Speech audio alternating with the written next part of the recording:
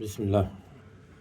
عن عائشة رضي الله عنها أن النبي صلى الله عليه وسلم قال, selon Aïcha, qu'Allah l'agrée, le prophète sallallahu alayhi wa sallam a dit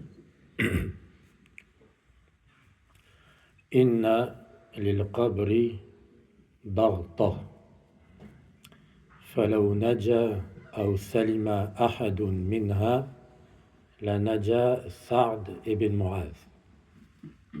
Dit le prophète sallallahu alayhi wa sallam dans ce hadith, dans la tombe, il y a une pression. Si quelqu'un en aurait été épargné, cela aurait été Sa'd ibn Mu'az, c'est-à-dire le compagnon Sa'd ibn Mu'az.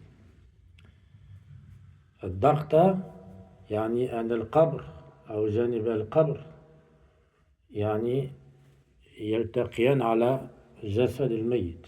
La pression, ça veut dire que les deux côtés de la tombe se resserrent sur le corps du mort.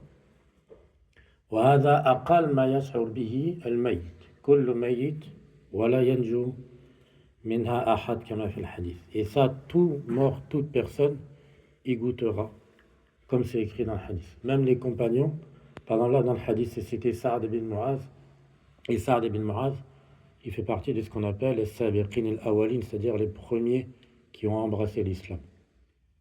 Et même lui, il y aura le droit. Alors nous, qu'est-ce qu'on va dire? Ça veut dire chacun de nous, il doit se préparer, ou il doit réfléchir qu'est-ce qu'il a préparé pour ce moment-là, pour cette tombe-là. Parce que ça, là, la pression de la tombe, c'est-à-dire que les deux côtés de la tombe se resserreront contre toi, tu n'y échapperas pas. Et comme on l'a dit, ça, c'est le minimum que puisse ressentir un mort dans la tombe. Même si certains savants, ils considèrent que ça ne fait pas partie des châtiments de la tombe, mais ils disent que c'est une douleur qui ressentira quand même le mort. Enfin, en résumé, chacun doit se préparer à ce moment-là. Wallahu a'lam wa sallallahu wa sallam wa baraka ala Muhammadin wa ala alihi wa sahbihi.